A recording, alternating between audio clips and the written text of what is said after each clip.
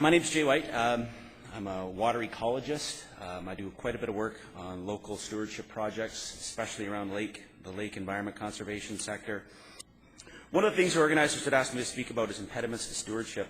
Certainly at a local level in this province, we really need a national GIS database. I know there's lots of portals out there, but when the rubber hits the road, Alberta's really lagging behind in terms of being able to get our hands on good spatial data. The province of Manitoba has put all of their spatial data online for free. The province of Alberta, in its wisdom, takes that spatial data, gives it to a private company that turns it around and sells it back to us. And there's often onerous licensing issues and that sort of thing. And it's really a problem, especially for the local stewardship groups. Unless you're aligned with some major government agency, you're not able to get your hands on that data. And it's caused all sorts of problems in terms of licensing issues and expense. And like I say, unless you've got a sympathetic a PFRA or an Alberta environment, not only do they have to be sympathetic and help you out, but they have to have the staff available to even help you use that data. Even LiDAR data is extremely still problematic. So there's lots of that data out there, and we're just not able to get our hands on it. And that's one of my big beefs in terms of the stewardship side. I think there's still a lot of lack of experts, unless you've got a government folk or an agency person helping you out with some of your stewardship projects. You're going to have to pay for some of that expertise otherwise. Somebody actually said, I'm a limnologist by training, and one of the lake associations, somebody came up to me and said, "You're a limnologist?" And I said, "Yeah." He says, "You guys are like Jedi, man. Like, it's hard to find you, and there's just a small group of you. There's only 4 or 5 of you in the province." And it is true. I mean, there's this lack of experts. We've heard all over the last 3 days about the fragmentation of roles and authorities at all levels, and in terms of actions, in terms of funding, that sort of thing. So I'm not going to belabor that. The next few speakers are going to touch on that as well. Budgets and funding, of course, still big problems. Alberta environment cutback. On the water side, we've seen all sorts of provincial cutbacks. This particular budget was particularly nasty. The Watershed Planning Advisory Council funding is down 30% this year. Water Council funding was cut. The Alberta Environment Monitoring Budget, there was a story in the Edmonton Journal about a month ago. Alberta Environment Monitoring Budget for surface water in the province is going to be cut by 2/3. This is pretty alarming stuff. We're trying to manage this resource, and the dollars for monitoring and that sort of thing just aren't there. We love to build pipelines. We will likely lose, in the next year or so, we will likely lose our summer villages. We will likely lose that level of local authority. And one of the things Lauren and I have been talking about, one of the speakers had brought up, is the boosters and stickers. And one of the things I think is part of the reason why we're losing some of the stewardship ethic is this province is really a place where folks come to fill their boots and get out of Dodge and go someplace else. And then there's just damn few people that are actually from Alberta, understand the province, understand the land, respect the land, have an ethic to want to manage it and to want to do a good job with it, versus the folks that are just here for a short period of time and then off to Vancouver Island or off to Phoenix to retire.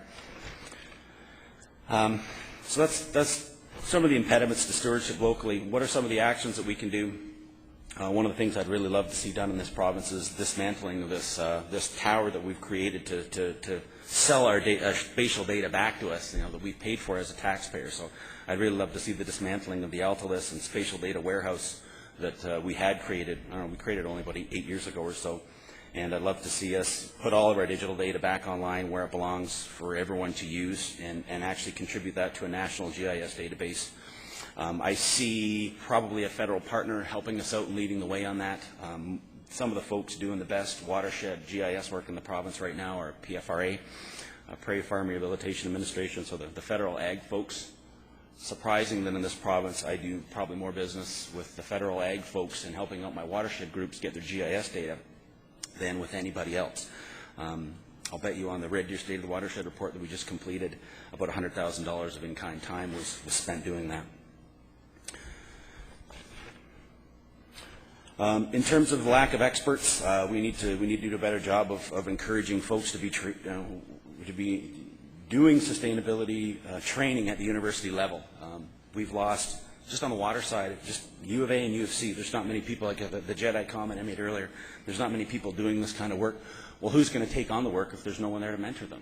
If there's no profs at the U of A or U of C to do courses on this subject matter, how are we going to get kids to get interested and get out, go to grad school, get their degree and get out and become engaged in the community to do this kind of work? In terms of fragmentation of roles and authorities, we need to do things on the watershed scale. There's some really great things that we can do at the national level, but even at the provincial level, I think that's too high a level for a lot of the stewardship work that we need to do on the ground. I think that does need to be done on a watershed scale. And like we in Alberta, of course, we've got the watershed stewardship groups and the watershed planning and advisory councils, but the rubber hits the road at the watershed stewardship groups, and that's the groups that are the poorest funded in the province, and that's very disappointing when it comes down to actually getting things done. In terms of enforcement, one of the things I wanted to bring up too is the enforcement appetite in the province, and we continue to hear that where there's no political will, where there's no funding, that hammer just doesn't exist.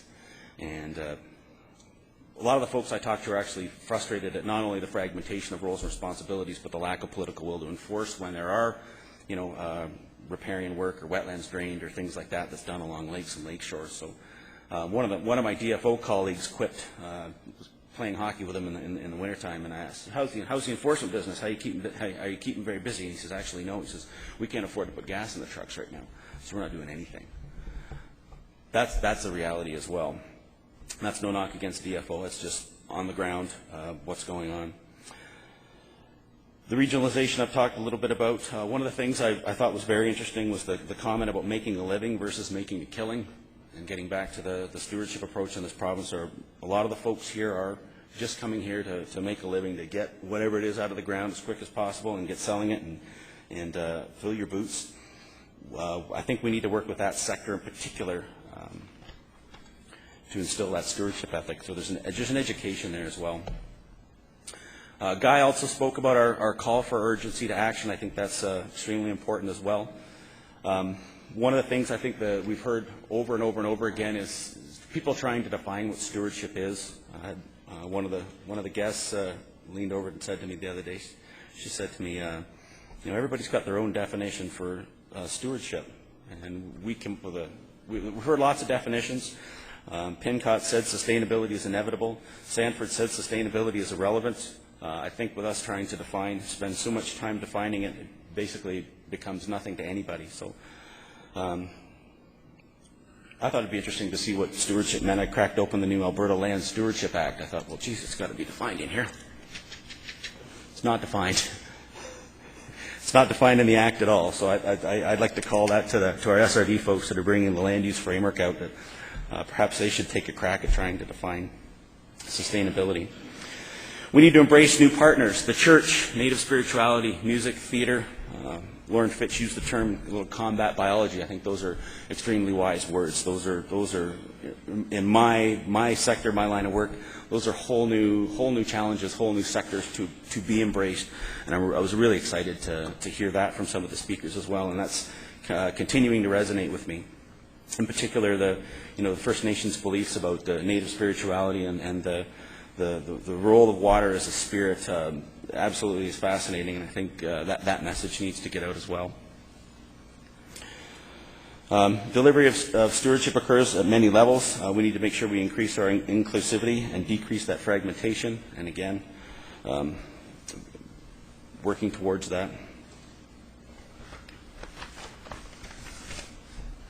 And also the perception that sustainability is an impediment to economic development. We continue to hear that over and over again. I think some time and some thought needs to be put into how we can turn that messaging around. It's absolutely not an impediment to economic development. Every company, every corporation out there now, every corporation, every company out there now is selling us on their green technology, their sustainability, their ethic that they're using. So let's turn it back around on them and have them show us what exactly are they doing. Why is this not an impediment to their economic activity? And I think I'll wrap with that piece right now and turn the mic back over to Guy.